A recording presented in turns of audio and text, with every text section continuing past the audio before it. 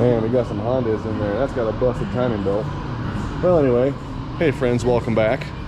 Today we got a 2012 Hyundai Accent. It only has 48,000 miles on it yet, but we got a code in here. It is a P0326, which is a knock sensor circuit range performance, or some spark knock noise on acceleration. And basically what we're going to do here is pretty simple. What we're going to do here is check power to the knock sensor, which is down yonder. I'll show you in a second. And of course Hyundai says you should remove the intake to get to the knock sensor. That is not correct. It takes about 20 minutes to swap it out. It's underneath the intake. I'm going to go down here and show you real quick where it's at. Now it's ideal to have a lift, right? But you know, if you want to risk it here, let's get down underneath here and here for a little jack session. 4 10mm bolts hold the little splash shield on, right up on this right hand side. And this is our knock sensor plug, right there.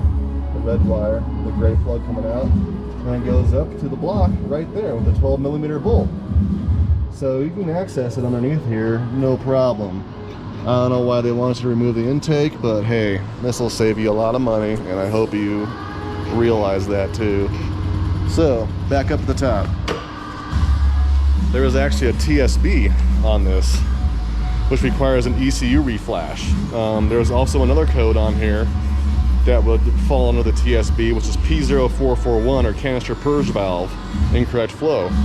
So after checking the knock sensor, what you're going to do for the knock sensor is check voltage down there coming out of the ECM.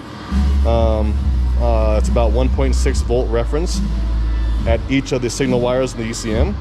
And if those are good, you're going to want to reflash it. Ultimately, I would recommend that you reflash it first before you start throwing parts at it, because that is definitely going to fall under there. So here is our technical service bulletin.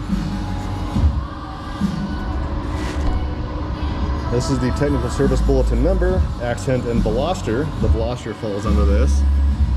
ECU update 2012 to 13, certain miles of the 1.6. And these are our DTCs here. If you have any of these codes on here, I would definitely do that first. So basically what you need to do is, if you have a scan tool, that is going to be ideal. So I go on here. It's got the list of the software serial numbers on here. So with your scan tool, this is what I got. You go on there and you find the manufacturer ECU hardware number, which is right there. I look up all the numbers on here. This is a manual we have an automatic transmission, and I find it right here. So basically that's all you really need to do, and I would obviously recommend reflashing this before you throw a knock sensor in there. Or if a shop says, hey, it's going to be, you know, so much money and 4 hours of labor or 3 hours of labor to take the intake off, just know you don't have to do that. It's up underneath there. It's right there with a 12mm bolt. It's not that hard to do. You could probably do it yourself, but have the ECU reflash from the dealer. Don't let them give you the runaround. You know, just there's your TSB number, so you have that with you, and yeah, that should be it.